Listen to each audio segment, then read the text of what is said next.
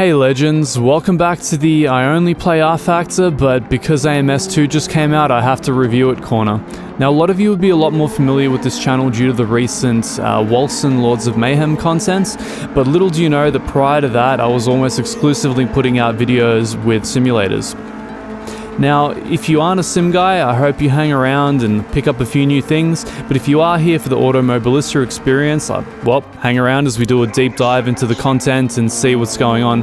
Obviously, we've been waiting for this title for many years. Reza Studios have had it in development for ages. In the meantime, they've been populating content for AM1 as well as rFactor, which will form a lot of our basis for comparison between these titles. One of the main things they released recently was the Reza pack for rFactor 2, which we can use as a direct A to B track comparison between the two games and evaluate their physics engines on their respective merits. And before I waffle on too much, ultimately we're trying to work out whether it's worth your guys' money. So without further ado, let's get stuck straight into the test. Okay, so here we are at Virginia International Raceway. We've set up a Caterham track day car as a nice easy entry into this series. Gives us a bit of time to talk through the handling model and kind of see how things play out in this game. Now, I've given myself a few days, rather several hours as it were, to really get familiar with this title, to really average it out against the other sims that I have, to really develop an opinion that I think is somewhat grounded compared to what's out there right now. One of the very first feelings that you get when you start playing AMS2 is that it just feels really, really good in a way that Project Cars just never did, even on the better cars. So they've taken the handling model up to the next level. So those people that were afraid that it was just going to be like a total conversion for Project Cars 2, let your fears be assuaged. It's not that at all. The game feels a lot better. It looks much the same, which is great, but I would say the feeling of the game is somewhere between Project Cars 2 and rFactor, but probably closer to rFactor.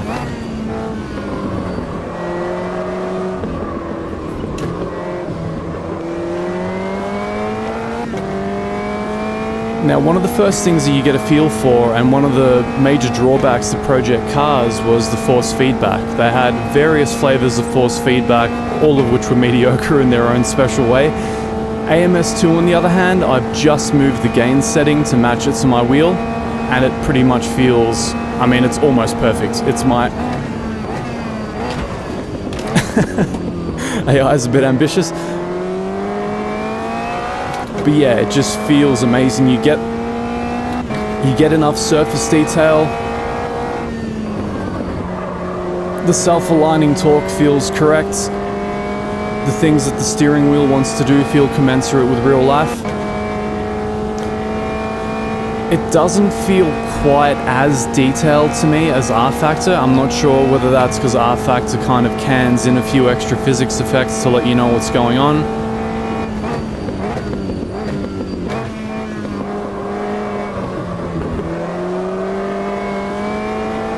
But this is fantastic.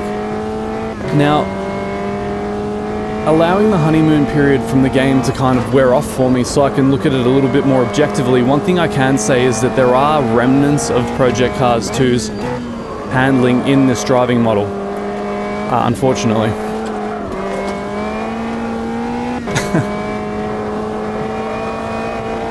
One of the big ones you can kind of see in action now. So the cars have a strange floaty element to them. The rear end always feels too heavy. Now I know this is a Caterham track day car, rear wheel drive, it's kind of made to be fun and slide around, but you notice this even in the open wheels. For some reason there's a propensity to lose the rear end in a way that doesn't feel realistic. It kind of just swings around almost as if there's no friction applying to it.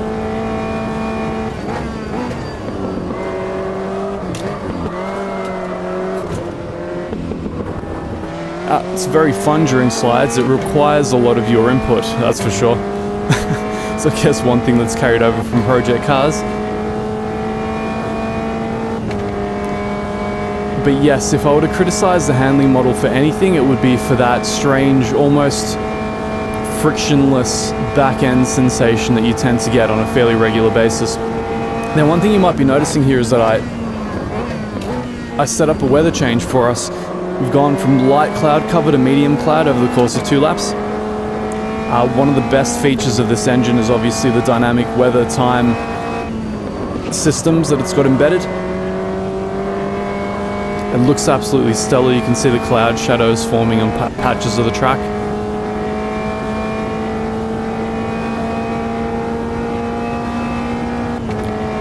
Very fun driving this car.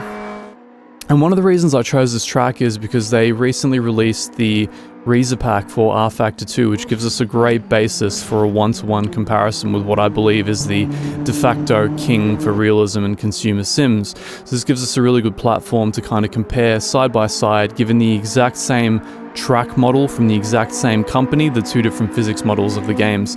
Now, if I were to say that, let's say out of realism scores that real life is 100%, for me rFactor 2 is 95%, AMS2 would be somewhere around about 80 to 85% at the moment. So if you're coming from Assetto Corsa, a title like that, Assetto Corsa Competizione, and you're wondering like where does this sit, for me it's on a whole different level. Like the tire model in this engine is something else. If you watch the replays in slow motion, watch the way that the cars take curbs and the way that cars kind of load on different corners, on different compressions in the track, it plays out so much more realistically. The ongoing issue for me is just that strange, almost weightlessness in the back, that kind of strange pivoty around feeling. We're going to explore this more on the next track, so we've done our little track day Catermania. Let's move on to the JDMs. Alright, so here we are at the starting grid of Suzuka in a hotted up Mitsubishi Lancer Evo 10, because why not? And because best motoring, clearly. So one of the best things about Automobilista as a series is that they always give you a wide variety of cars to pick from. So you may not get very many in each given class, but thanks AI. One thing I can say is that the AI routines look like they're taken directly out of project cars. I definitely remember a lot of the moves that they're making from my exploits in project cars. Which, you know, it's not necessarily a good or a bad thing. Certainly AI is a lot better as a whole and a lot more raceable as a whole than they are in rFactor 2. Listen to that turbo suck. That is the mating call of my people here in the northern suburbs of Melbourne, Australia. One thing I really appreciate about the engine is that the sense of weight transfer is hefty. Especially when you're wrangling a road-going beast like this, you can really get an appreciation for it.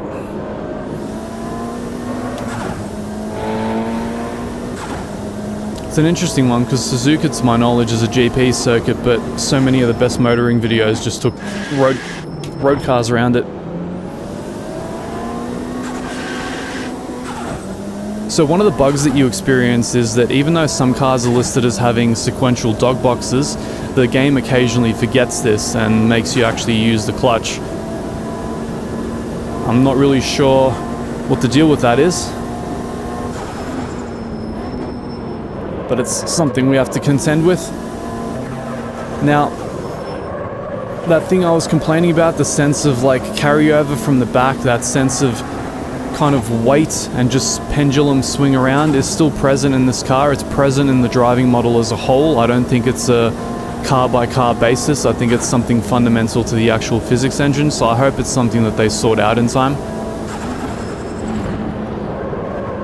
One thing that it makes very difficult to do, as you can see from everyone overtaking me, is adequately trail brake the car. Oh my god. That is some solid driving right there.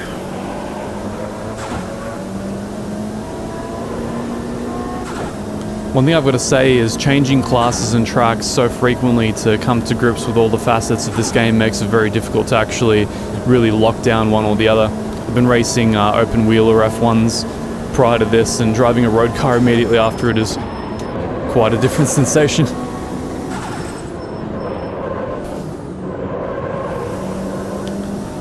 You definitely feel the lack of downforce on corners like that. And you also feel that your gearing is somewhere in between for these corners. Oh, that under.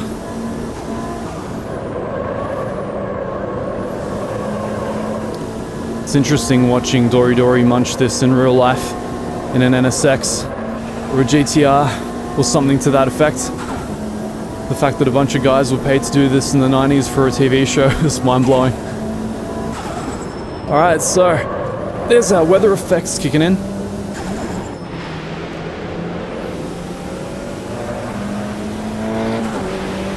So at a given point, you're going to notice the road surface change and the grip levels alter substantially to go with it.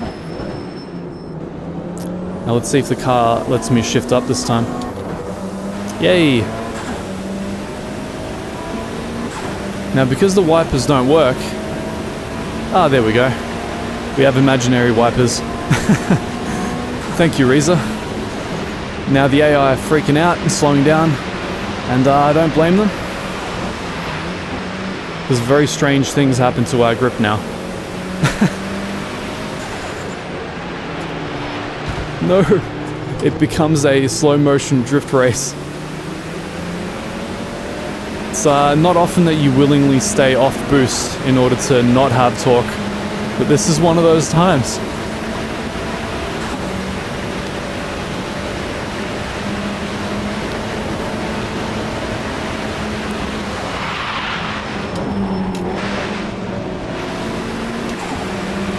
One other thing I noticed about the handling model under certain circumstances is that the curbs have a propensity to drag you in a little much. Again, that bug with the sequential boxes, I'm not really sure what's going on there. Now the curbs are a lot better in this game than they were in Project Cars 2. But occasionally when you're karting or when you're under load, they will drag you in a very bizarre way. And across the finish, I have no idea how I won that, probably because the AI freaked out when it started raining. So one thing you definitely notice is the pronounced difference in road surface as soon as the water comes down. Like you get wet patches, the car starts to understeer like crazy, starts to oversteer under power. It's rendered really well compared to a lot of the other sims that I race in, especially rFactor, which doesn't necessarily have the best adverse weather modeling out there. Now, for our final stage of comparison, we're going to move to open wheelers at Imola, so stay tuned for that.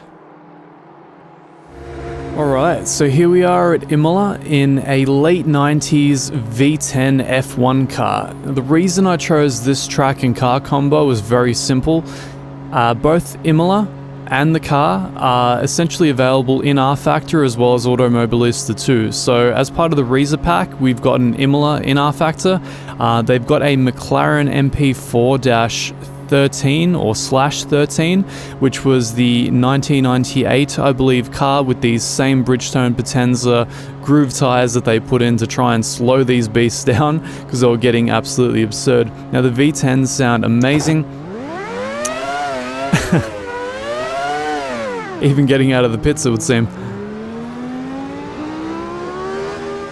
And we're just going to do a small test drive, no full field, just kind of talk it through, talk about the open wheeler handling in the game. Primarily because I suck at open wheelers and I only learned Imola last night, so my line's going to be all over the place. But I'll just play it off as if that was completely intentional.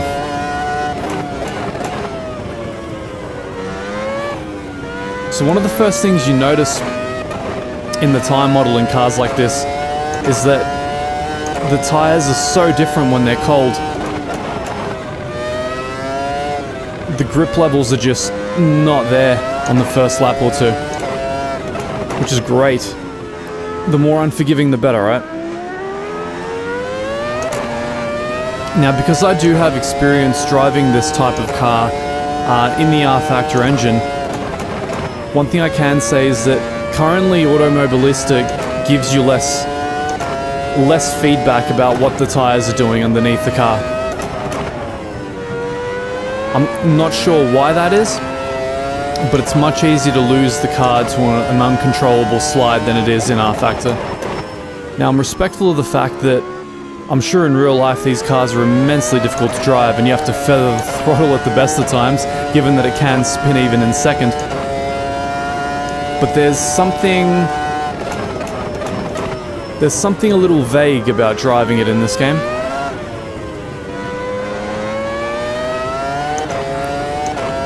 Don't get me wrong, it's still very fun, it looks amazing, the track is very fun, but I feel like there's something, just a little something missing. Notwithstanding, of course, the track model, which isn't ground laser scan, so you're missing a lot of the surface detail that's going on. And that's one of the ongoing shortfalls, I think, of Reese's titles, is that they don't invest in the full ground-based laser scanning. Now, there are many schools of thought about whether or not laser scanning is overblown, whether it's strictly necessary, or whether you can just use, you know, aerial LiDAR data to recreate a track and Bob's your uncle. But for me personally, I think that gearing though. For me personally, I think having played through the recent Studio 397 releases like Sebring, the Nürburgring. Oh my god. Whoa, brain fart. It's quite something to learn a track and then immediately the next day try and drive one of the fastest things on the planet around it while narrating the experience. So, getting back to it. After driving Sebring, the Nürburgring, Le Mans, what else? Circuit d'Azur, which is Monaco.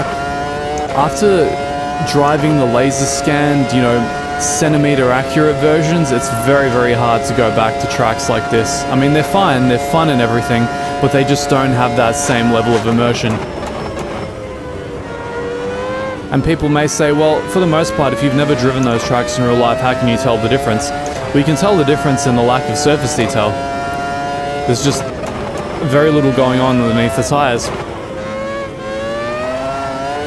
It's still fun, but it's, you know, it's fun in that simcade kind of way. It doesn't quite absorb you into the experience as much. And mind you, I'm still using a T500 RS. My Fanatec DD1 is on order.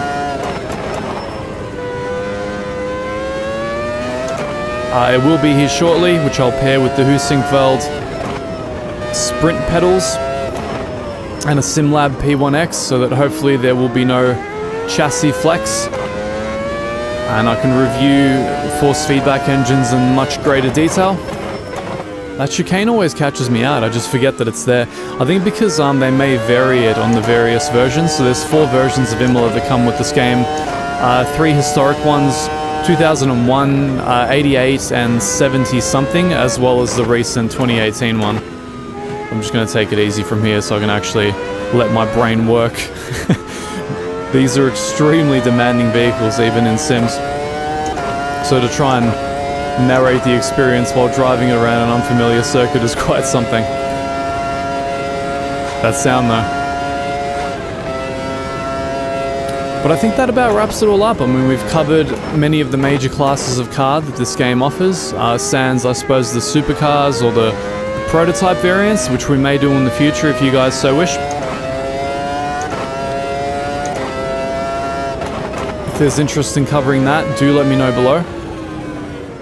So, I hope you guys found that informative. With many different disciplines out of the way, I think we got a decent aggregate of how Automobilista feels across different disciplines, across different track types, weather types, etc, etc. It's still very much a pre-release, early access product, as you can tell by, you know, the lack of windscreen wipers and lights and various features in the game actually not having been implemented yet.